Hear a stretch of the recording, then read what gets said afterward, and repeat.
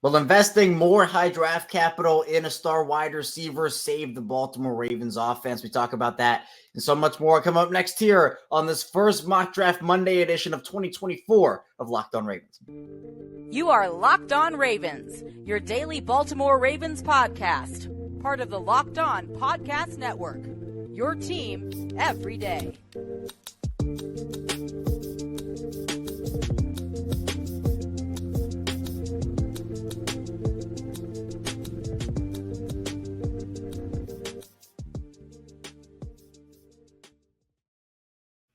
Welcome into another edition of Locked On Ravens, your daily Baltimore Ravens podcast. I'm your host, Kevin Ostreicher of Ravens Wire, coming to you from the Locked On Podcast Network, your team every day. Thanks so much for being here, making Locked On Ravens your first listen. Each and every day, we're free and available on podcasting platforms. That includes in video form on YouTube, where you can like this video and subscribe to the channel. Also in audio form, wherever you get your podcast, you can follow along there, subscribe over there as well. Same show, both audio and video. We're bringing you 5 days a week of Ravens content, even in the off season. Today's episode of Locked On Ravens is brought to you by FanDuel. Make every moment more right now. New customers get $150 in bonus bets on a winning $5 bet. There's $150 if your bet wins. Visit FanDuel.com/LockedOn to get started.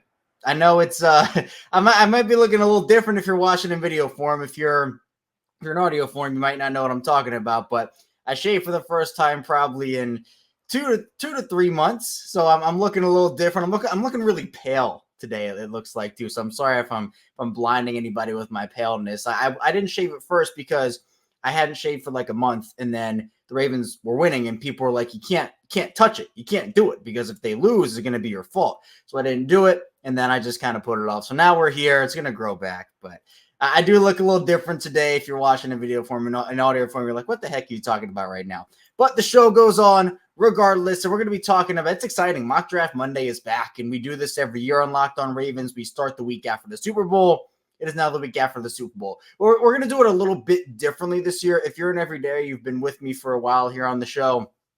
What we used to do is I used to do my own mock draft in the first segment, then we'd move on, and we'd talk about it a little more, do some more mock drafts. But we're going to be doing a big storyline, a big draft storyline in the first part of the show that relates to the mock draft I did, and then we'll move into my mock draft in the second segment. And then, obviously, if you commented on Twitter, you commented yours below my mock draft Sunday. I'm going to try to get to as many as I can. I'm not sure how many I'm going to be able to get to this year, so I apologize if I don't get to yours, but I do see them, I promise. And then we'll also get into the Nelson Agholor re-signing, because that did happen yesterday, so the Ravens already making some moves.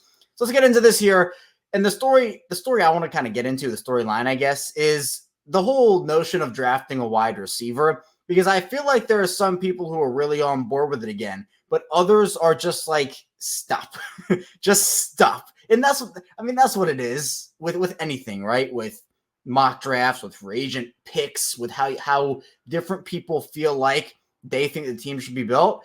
You're not going to be able to please everybody if you're on the one side or the other. Now, I'm okay with drafting a wide receiver.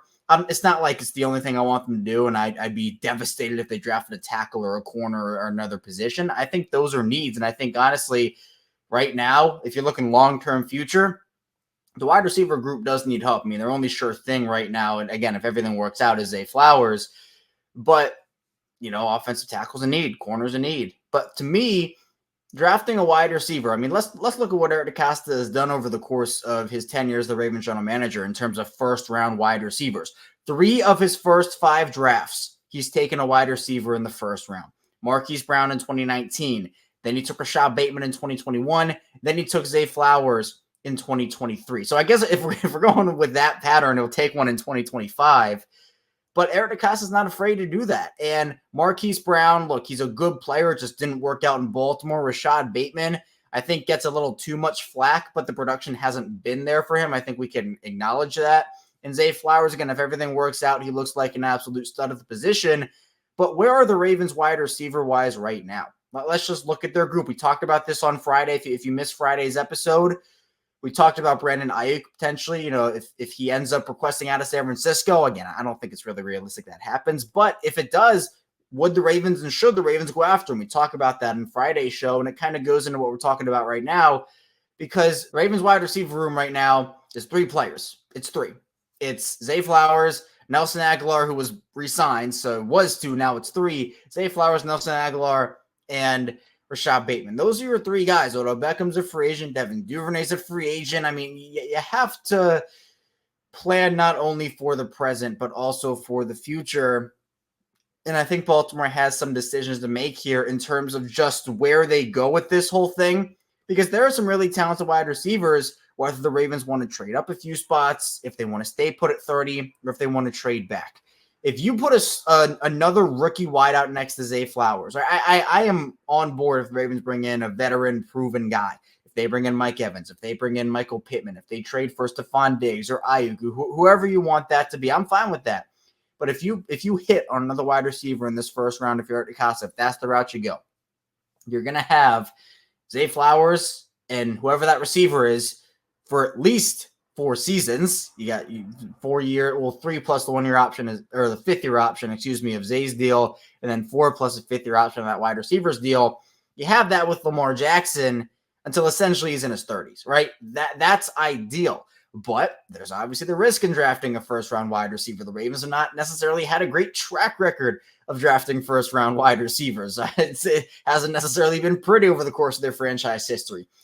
Now, there are a few guys who could be in the conversation. Obviously, I don't think the Ravens are going to have a shot at drafting a guy like Marvin Harrison Jr., right? Not realistic. Malik Neighbors, not realistic, right? Some of those top-tier guys, they're just not going to be in the Ravens range, right? They're picking 30th. We got to be realistic about this whole thing.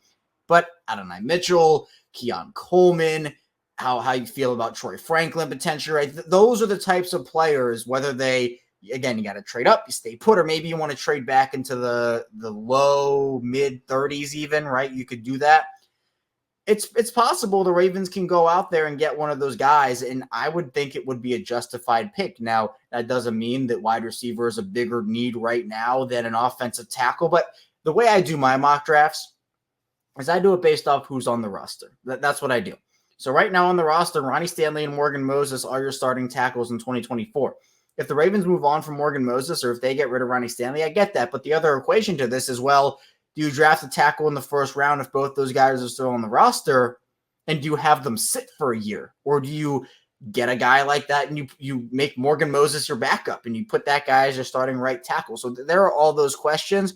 But in terms of saving the Ravens offense, and I say saving with the air quotes there, I think the first thing you got to do if you're the Ravens, I mean, we can take it back to the AFC Championship game just for a second. Again, we're moving on, but just for a second, the thing they'll say with this Ravens offense first and foremost is just stick to your identity, right? I think that's what we can all agree on. Stick to your identity, but you got to get talented pass catchers around Lamar Jackson. You have a couple, right? You have a couple, but can you round that out, right? Odell Beckham was a great veteran presence. Who knows if he comes back or not? But Ravens have some long-term questions to answer at that position. It's not like, for example, on the defensive line, if you bring Justin Madubuike back, you're pretty set on the defensive line for the next couple of seasons with Justin Madubuike, Broderick Washington, and Travis Jones right there, right? You're pretty set at tight end for the next couple of years with Mark Andrews, Isaiah Likely, and Charlie Kohler there.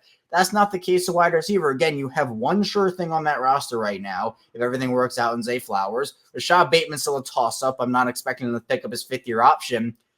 And then Nelson Agholor is not a long-term option whatsoever. You have to get, whether it is a younger veteran who has been there in the NFL or you draft a first-round wide receiver, and there are talented ones. You can pair up super talented second-year wide receiver with super talented rookie wide receiver, and you can hit on back-to-back years. You should do it. But that's the question. There's always the risk in that, right? I think it's safer, and I think a lot of people view it safer if the Ravens go out there and get somebody who's already proven himself at the NFL level to put next to Zay Flowers in that offense and Rashad Bateman, let's say, but not necessarily the Odell Beckham Jr. type where is he going to be able to contribute? Is he going to be able to stay healthy for all 16 games, or I guess 17 now? Odell was fine, but he wasn't a quote-unquote number one wide receiver for the Ravens. I think Zay has that potential, right? If his career, he has a long career, right? If that's what happens, he's probably going to be a wide receiver one in this league, right? He's going to be one of the better ones in this league. He showed that his rookie season. But you got to put guys around, like we said, Lamar Jackson. If Zay's your guy, you got to put guys around Zay too. And I do think there are a couple of really talented wide receivers in this draft. So coming up in the second part of the show, we'll get into my mock draft Monday where I did take a first-round wide receiver. We'll talk about that, who else I picked, and a lot more. Stay tuned, plenty to talk about here on Locked On Ravens. First, this episode is brought to you by FanDuel Sportsbook. And get buckets with your first bet on FanDuel, America's #1 sportsbook, because right now new customers get $150 in bonus bets with any winning $5 bet. It's $150 if your bet wins. And obviously no football anymore, but the NBA is in full swing. You can bet on all your favorite NBA players and teams with quick bets, live same-game parlays, exclusive props, and so much more. And for me, I'm a big Denver Nuggets guy. You didn't know, you're going to know. You're going to hear it a lot here with the NFL in the offseason. If you want to bet on FanDuel Nikola Jokic, if you want to bet overs on him, pretty safe bet overall, I'd say. Just visit FanDuel.com/lockedon and shoot your shot. FanDuel, official sportsbook partner of the NBA. We're back our second segment of Locked On Ravens. Kevin Ostreicher still talking with you here on this Monday. It's an exciting Monday. It's our first mock draft Monday of 2024. Obviously, wish it was coming after a Super Bowl win. Fortunately not. The Ravens are picking 30th in the draft here upcoming in 2024. So we're going to dive into my first mock draft Monday of 2024. And again, as I teased at the end of that first segment, I did pick a first-round wide receiver, and that was Adonai Mitchell out of Texas at number 30. Now, does he actually fall this far? I'm really not sure, but if you've been with me, if you're an everydayer, you know my saying, you take what the mock draft simulator gives you, and they gave it to me. So I took Adonai Mitchell at number 30. Now, the Ravens don't necessarily have a guy like this on their roster. They don't have a guy like Mitchell on their roster per se. This was a guy who is in that 6'3", 6'4" height range, weighs about 195, 200 pounds, really good route runner, and can track the ball extremely well. Now, for his size, in terms of high pointing the ball, there are some issues, but I don't think it's the biggest issue in the world. It's just not as consistent. He's still good at doing it. It's just not as consistent as maybe some of the other big-bodied receivers who go up there for jump balls. But great route runner. His release is super quick. He's a fluid mover as well. And his stats at Texas, I mean, he really came on here in 2023 as a junior when he put up 55 receptions for 845 yards and 11 touchdowns. So the yardage won't necessarily wow you, only 1,405 in 3 years. He transferred to Texas from Georgia. So this was his only year at Texas. But he's somebody, you just see the potential with him. And I know when you talk about first-round wide receivers and potential, I think Zay was very NFL ready. And I'm not saying, Mitchell isn't.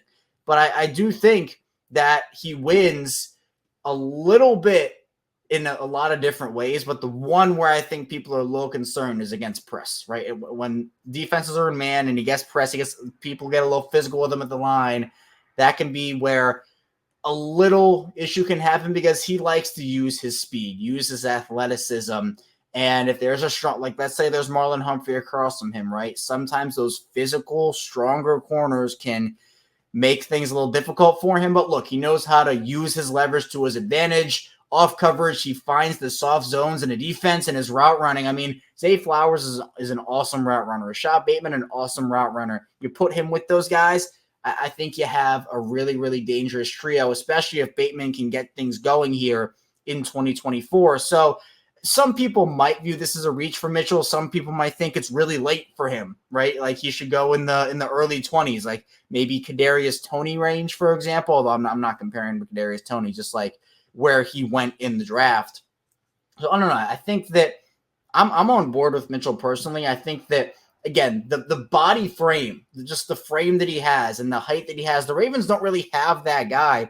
They've tried, right? Miles Boykin, they've tried to get that big body receiver on their roster who has a little bit of speed. Hasn't worked out. But I think Mitchell is a little different than Boykin because he actually plays like his size and he's more shifty and has more explosiveness than Miles Boykin did. So if the Ravens were to take Adonai Mitchell at 30, I'd be on board with that pick for sure, but I'm sure there'll be a little hesitation in terms of, he needs to develop here or develop there. I still think he's NFL ready, by the way. But, of course, when it comes to first-round wide receivers and Ravens, hasn't necessarily been the best pairing over the course of franchise history for Baltimore. Then we move on to pick 62. I took Kalen Carson, the corner from Wake Forest. Now, this one's an interesting one because obviously the Ravens need corners, right? They do. Marlon Humphrey, his long-term future's up in the air. Brandon Stevens not signed to an extension yet. And then Other than that, I mean, you really don't have anybody. Ronald Darby's a free agent. Arthur Millett's a free agent. You still have guys like Jalen Armour-Davis and Pepe Williams. But the long-term future of the corner position for the Ravens right now is a little bit iffy. So Carson's a guy who has a lot of versatility. He's great at recognizing routes and kind of guessing where guys are going to go here. And he's super competitive, has that edge to him, which you love. Now, the stats aren't going to wow you. He had 3 interceptions in 4 years at Wake Forest, but he has that swagger. I mean, he plays with that swagger. He can play man, he can play zone. He has the ability to be versatile in terms of playing both outside and in the slot, which, of course, the Ravens and honestly all defenses across the NFL love. His technique could use a little bit of work, but the Ravens have developed some of these guys into really strong corners, and with how versatile he is and the quickness and the agility he has, he could immediately be a third corner and the Ravens' third corner. Maybe he can play nickel if Arthur Millette doesn't come back. So you have that option. I do like this pick for the Ravens, especially because corner is a need for them. And then here's a controversial one. Some people love this pick and some people hate this pick. Blake Corum, I ended up doing it. 93, the running back from Michigan, a local kid, St. Francis. Now, the stats are just literally going to wow you off the page here. Yeah, it's literally the last 3 seasons in Michigan, 2021, 2022, and 2023. He had 27 touchdowns in 2023 just rushing the ball. Now, it wasn't really used as a pass catcher in Michigan a lot. He only had 56 catches total, 3 touchdowns receiving, but 58 total rushing touchdowns. He averaged 5.5 yards per carry for his career at Michigan. And this is a guy, again, he suffered a knee injury in 2022, and that really took a toll on him. He wears a brace, or he wore one, but he has the vision, the change of direction, the patience. He is a vet, right? He is NFL ready.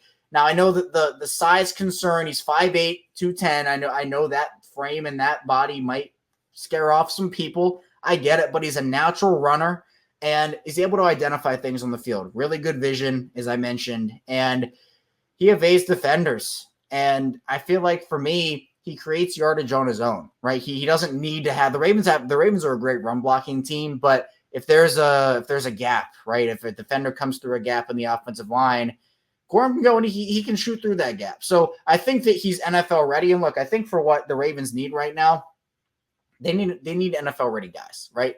Every year that they don't win the Super Bowl, they're wasting a year of Lamar Jackson's prime, as is with every team that doesn't win the Super Bowl. They're wasting a year of their star quarterback's prime. So they need NFL-ready players. I think Corum, obviously, with his experience in Michigan, and obviously I'm sure that John Harbaugh still has that Michigan connection in there, and he'll ask Jim about him. So I think Corum would be a fine pick, although I do understand maybe people wanting an offensive lineman or some other need instead of a running back when you can just sign one for cheap on the NFL free agent market. So that's where that is.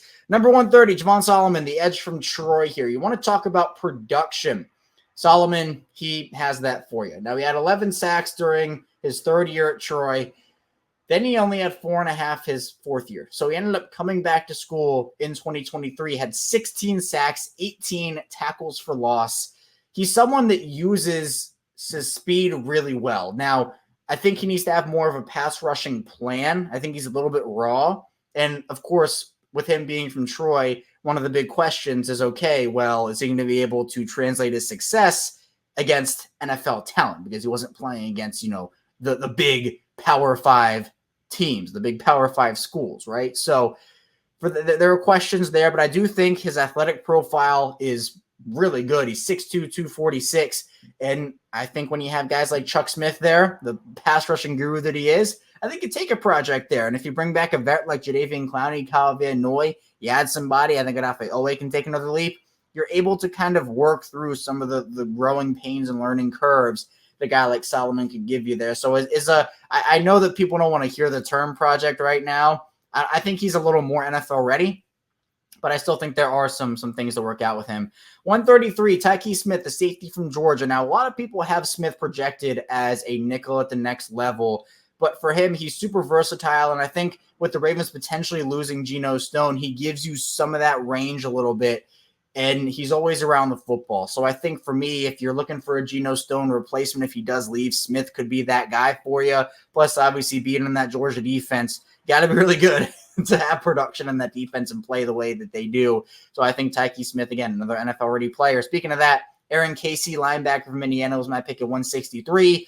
Both Patrick Queen and Malik Harrison and Delshon Phillips, we want to throw him in there too, free agents. So the Ravens might need some depth linebackers. I don't think, again, you're not expecting Aaron Casey to come in there and replace Patrick Queen if he leaves, but I still do think that he's somebody that can, one, play on special teams. He has special teams value. The Ravens love that. So I could definitely see the Ravens taking a guy like Aaron Casey here, who, again, the production was there, 100-plus tackles last season for Indiana, so I'm all over that. 225, Joshua Cephas, the wide receiver from UTSA, jump ball guy, right around 6'2", good route runner. He's able to get open. Now, again, him being from UTSA, some of the questions will be, can he translate it to the next level? But I still think that Cephas does have, the Ravens, again, we don't know what their profile is going to be. And I actually did this mock draft before Nelson Agholor re-signed, so I might have done this a little differently in terms of taking 2 wide receivers if I had known Nelson Agholor would have been back.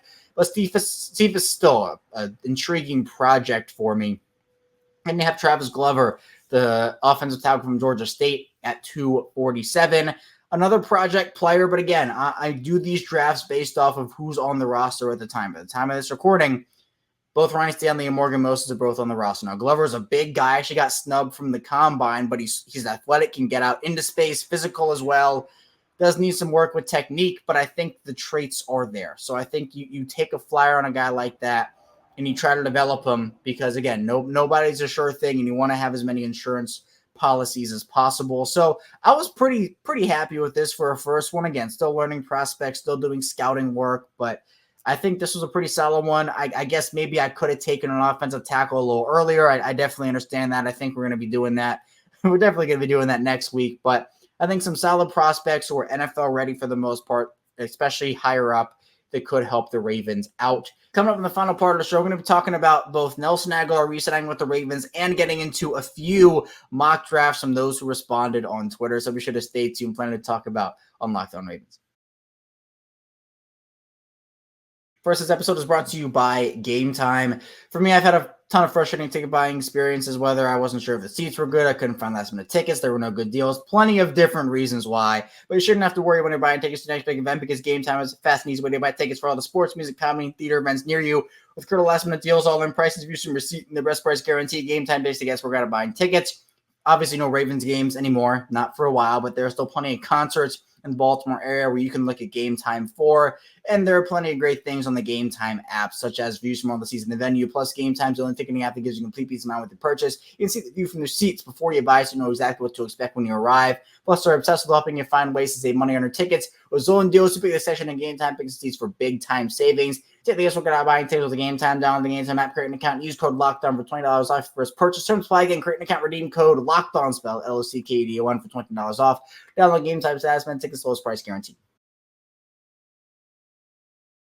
We're back. Our final segment, Locked On Ravens. Kevin Oestreicher still with you here. Really appreciate everybody for tuning in today, making Locked On Ravens your first listen each and every day. Again, we're 5 days a week here on Locked On Ravens, even in the offseason. So be sure to subscribe on YouTube, follow along in audio form. We have the same show for you, both audio and video. We're actually going to be doing 2 shows on Friday. One's coming out at 6 a.m. Eastern as our regularly scheduled programming. And then one will probably come out probably around noon on Friday because we're actually changing up how we're putting out our podcast. It's nothing, it's just it's on the back end. It's not going to affect anything in terms of how you consume the content, but we're changing platforms there. So we're actually not going to have access to upload any shows on Monday until right around 12 Eastern time. So I'm putting out 2 shows on Friday so that we're going to have, a little delay in the audio form on Monday. That'll come out probably around 12 or 1 p.m. Eastern time. It'll still come out 6 a.m. on YouTube. So if you want to check that out before it comes out in audio form. So the program is going to be 2 shows on Friday and 1 show on Monday, but the 1 show on Monday will come out a little later in audio form, normal time in video form. I'll continue putting that home throughout the week. But regardless, we have some stuff to talk about here with a re-signing the Ravens had. Nelson Agholor. You can make these re-signings and bring guys back. And honestly, it's important that the Ravens did this because some of the dead money from his void years will now not trigger until 2025 if there's not another extension there. But Nelson Agholor was a big re-signing for the Ravens. A 1-year deal. At the time of this recording, terms weren't released. So I'm not sure what it is. Maybe, by the time you're listening to this, we do know what the what the terms are. But Agholor, I think this is a great re-signing. Agholor was a really sneaky addition for them. Again, not a lot of people liked it, right? Not a lot of people liked it when, talking about them bringing in Agholor as their first free agent signing of the offseason. It was a week after free agency started. People were on edge about Lamar's contract.